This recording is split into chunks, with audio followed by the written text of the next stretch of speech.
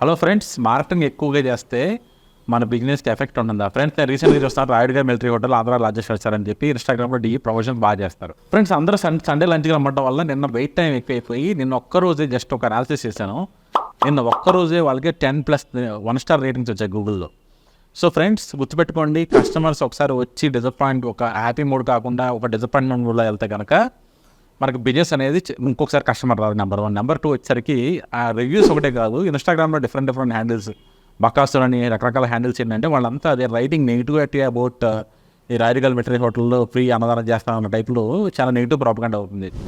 Friends, ఇక్కడ మనకి ఇష్యూస్కి 2 things major ఇది. సో ఫస్ట్ గుర్తుపెట్టుకోండి friends, audience targeting right audience చేయాలి. అండ్ మన ప్రమోషన్స్ ఏమైతే ఉంటాయో మన బిజినెస్ పీక్ టైంలో చేయకూడదు ఫ్రెండ్స్. ఎగ్జాంపుల్, మీకు రెస్టారెంట్ బిజినెస్ ఉంది, మీరు ఏం చేయాలి? Monday to Friday YouTube should run offer. Saturday Sunday ఎలాగో మీ రెస్టారెంట్ ఫిల్ అవుతుంది.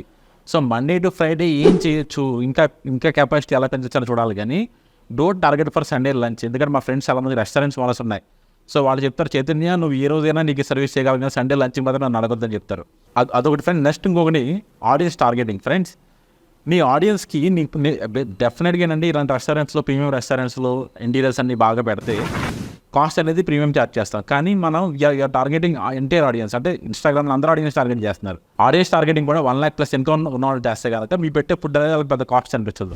సో ఫ్రెండ్స్, గుర్తుపెట్టుకోండి, ఓవర్ మార్కెటింగ్ చేసి మన కస్టమర్స్ క్యాటర్ చేయకపోతే మన బిజినెస్ చాలా డ్యామేజ్ అవుతుంది.